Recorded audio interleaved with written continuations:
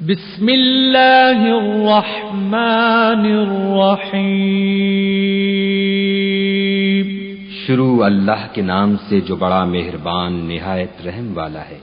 سبح اسم ربک الاعلی، اے پیغمبر صلی اللہ علیہ وآلہ وسلم اپنے پروردگار جلیل الشان کے نام کی تسبیح کرو۔ الذی خلق فسوی، جس نے انسان کو بنایا پھر اس کے اعضاء کو درست کیا۔ والذی قدر فہدی، اور جس نے اس کا اندازہ ٹھہرایا پھر اس کو رستہ بتایا۔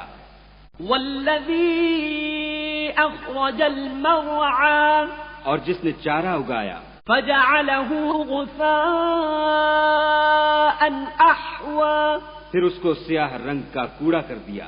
سنقرئک فلا تنسى، ہم تمہیں پڑھا دیں گے کہ تم فراموش نہ کرو گے، الا ما شاء اللہ انہ یعلم الجہر وما یخفی، مگر جو خدا چاہے وہ کھلی بات کو بھی جانتا ہے اور چھپی کو بھی۔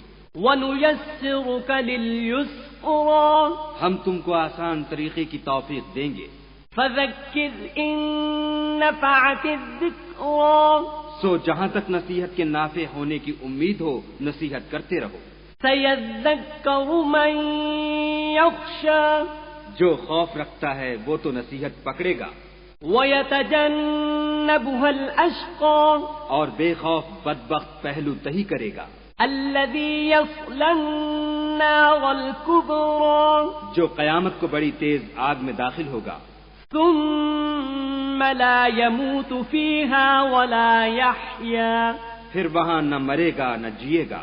قَدْ أَفْلَحَ مَن تَزَكَّىٰ، بے شک وہ مراد کو پہنچ گیا جو پاک ہوا وَذَكَرَ اسْمَ رَبِّهِ فَصَلَّىٰ، اور اپنے پروردگار کے نام کا ذکر کرتا رہا اور نماز پڑھتا رہا۔